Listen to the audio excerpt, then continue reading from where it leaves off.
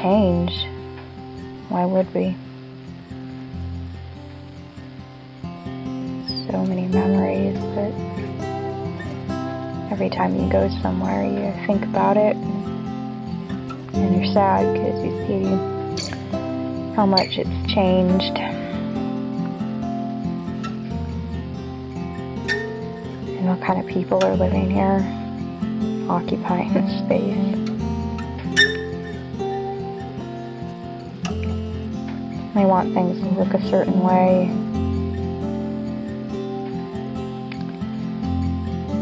Be a certain way. It's not. Can't withhold this many people. This town isn't meant to be like this.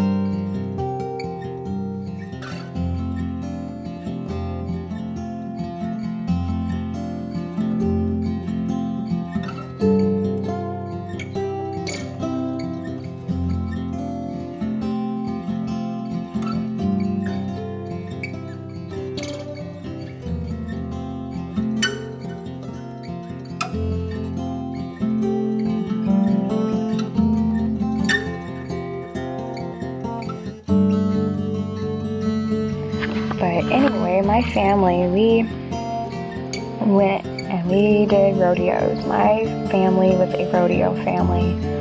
My dad was a rodeo preacher.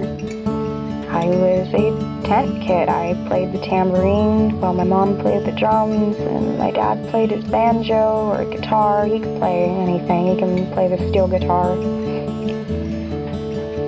Kind of taught himself how to do that just by watching other people. He can't read music for some of the stuff either. He just plays by ear. I remember him trying to get me to sing when I was a kid, and it just didn't take.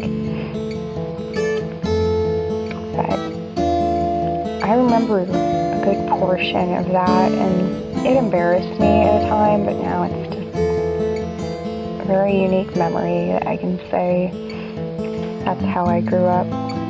Traveling every other weekend in the summer and in the spring, and practicing through the winter for rodeo, and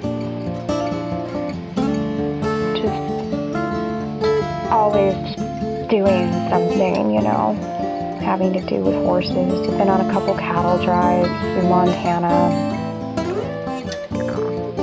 Went and Gulf Hand in Oregon. That was fun. I don't think I have any pictures of that, but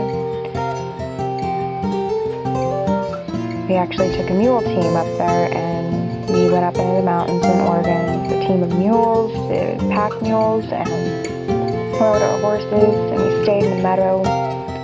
That was just one really cool time. I'm never going to forget that.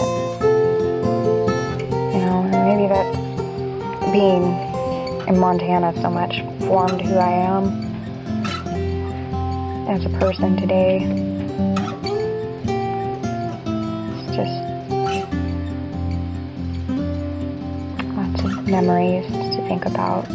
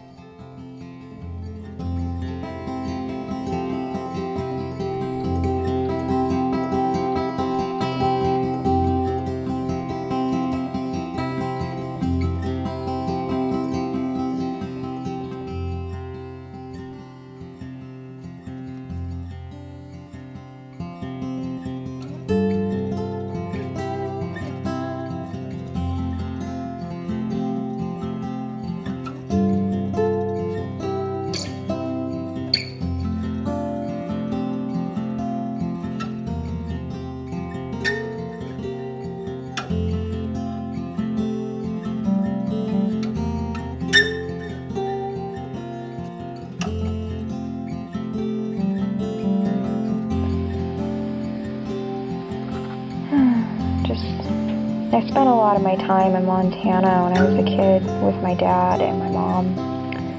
And we'd go camping and horse riding, and later on in life I got into four-wheeling with my dad and my cousins, because my uncle was very much into that. And, it's just funny. But I have two uncles, and one on each side of my family, and both of them had junkyards, and we're into racing, fixing up cars.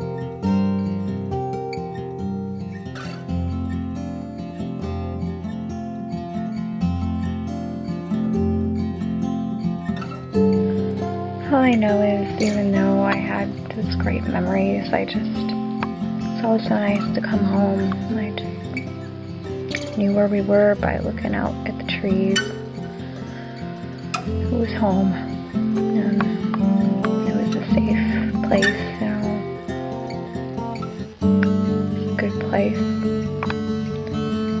It was behind in time. It was just like this. It was this town that just stood still, and time just was very slow. It was almost like it was 1980s, when I was a kid. Really, I was born in the 90s, but still, it felt different, and I'm glad that I got to experience that, because no kid anymore will experience that the way we lived when we were kids. My husband, he had a different childhood than me, but we grew up in the same town, and I was just a very sheltered kid, and he was the complete opposite. But I'm just ashamed to see how it is now.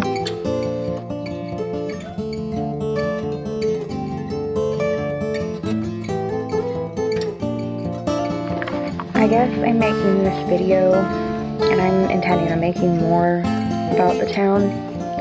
It's just been kind of weighing on my heart lately. I don't know why. I don't think anything will change, honestly, but they've finally done it. They just don't want people like us here, even though we're what keeps the whole place from falling apart. And I always joke that this is just the place where everyone comes to die. It's a bunch of retired people that have money. They don't like people who live like white trash. And I know in a lot of these pictures you see all the things I used to have. That was back in the early 2000s. We lost it all. My parents got divorced. It's gone. We have nothing. Nothing. There's someone else living in my old houses I used to live in. I ride by and I see what they've done to change it. It's just like this town. I'm just done with how they're treating people like us, just because we are who we are and we're not going to change. Why would we? My husband cuts wood for a living, so we are what keeps these people warm. He used to mow grass for them, landscape. He used to do that. So people like us, we're what keeps their grass mowed. I used to be a maid, so we're also who keeps their house clean, scrubs their toilets, and knows about all their dirty little secrets that they throw away in the trash that they don't want anyone else to know about.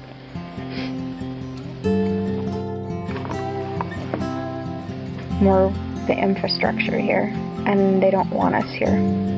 They've literally come out and said so. If we don't agree with their agenda, they're not for us, and we are not for them. I am not for them. I am completely against these people.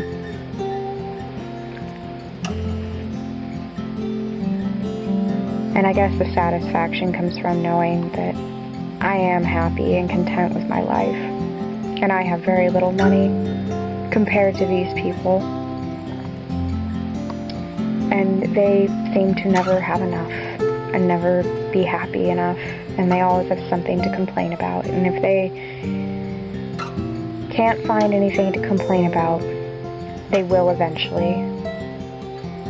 I cannot voice how much these people bother me, and I know I can't let it bother me, but when they come out blatantly telling you that you're not welcome in the place where you were born, the place you grew up, the place you called home, the place you still would love to call home. You love the place, but you hate them. The only downside to this place is the people and the laws and the rules that they make. Grow where your roots are.